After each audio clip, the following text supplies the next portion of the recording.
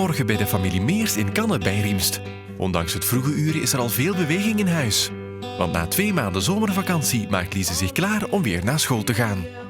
Vandaag krijgen we nog niet echt les, denk ik. Meer zo kennismaking met de vakken wat je gaat doen eigenlijk en met de nieuwe leerkrachten. En ik denk dat niemand echt zin heeft in school.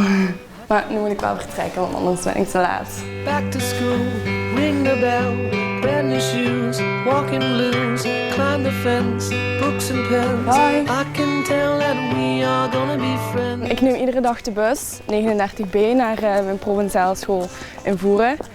En voor hem is het de eerste keer, dus dat is toch wel spannend eigenlijk. En ben je zenuwachtig? Ja. Ja? Ja, dat was ik ook wel. En pak je bussenpas maar al, anders moeten de buschauffeurs er dan wachten. Maar ik hoop echt wel dat er niet te veel mensen zijn op de bus, want dat is echt wel vervelend. Wat ook niet. Ja, anders heb je geen plaats of zo. Tja, Lise is natuurlijk niet de enige die de bus neemt richting school.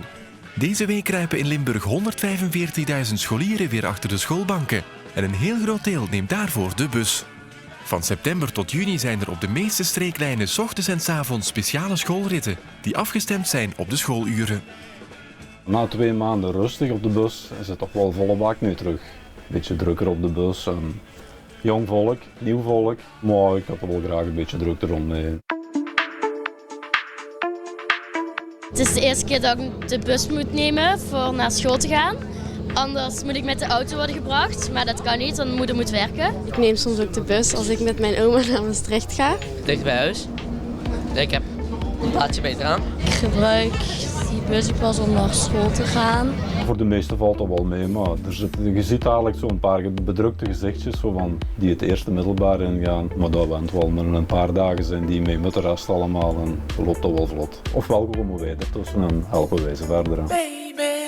Voor die nieuwe busgebruikers hebben we donderdag een aantal tips. Voor vandaag nemen we afscheid van Lise en haar vrienden. Aan Lise en alle schoolkinderen op de bus een prettig en fijn schooljaar. Maar ze moeten wel braaf zijn.